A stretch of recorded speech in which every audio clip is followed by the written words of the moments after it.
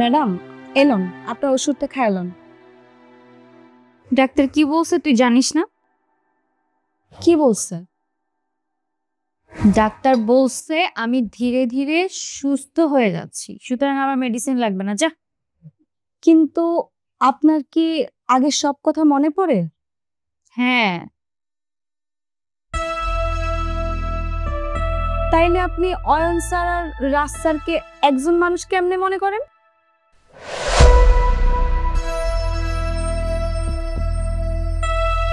মানে মানে আপনার যদি আগের সব কথা মনেই পড়তো, তাহলে কি আপনার অ্যাক্সিডেন্টের কথা মনে আছে?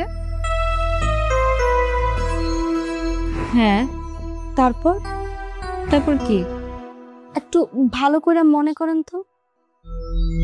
আমি হাসপাতালে ছিলাম, আমার সাথে অয়নও হাসপাতালে ছিল,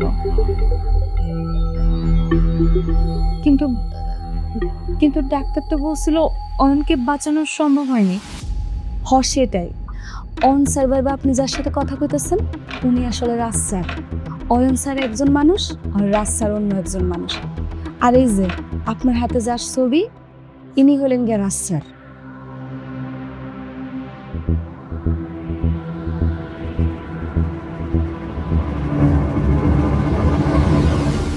হায় হায়, আমি সব কথা কয়ে দিয়া ভুল করলাম না তো? হায় আল্লাহ, মাফ করো আমি চাই।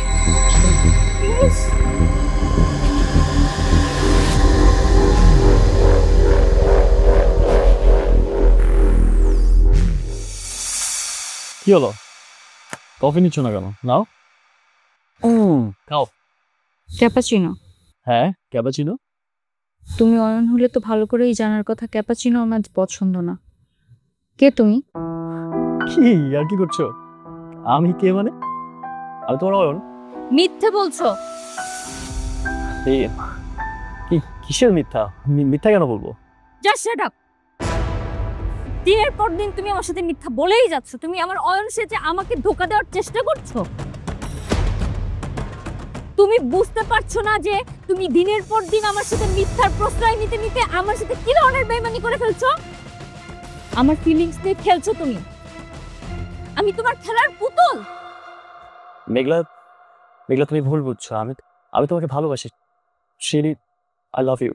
I hate you. আমি তোমাকে ভালোবাসি না, আমি শুধু অরণকে ভালোবাসি। আর অরণের জায়গা কেউ নিতে পারবে না। মেঘলা, আমার পিছু পিছু আসার একদম চেষ্টা করবা না। মেঘলা, আমার কথাটা তো শুন। তুমি যদি আমার পিছু পিছু আসো, আমি সুইসাইড করব।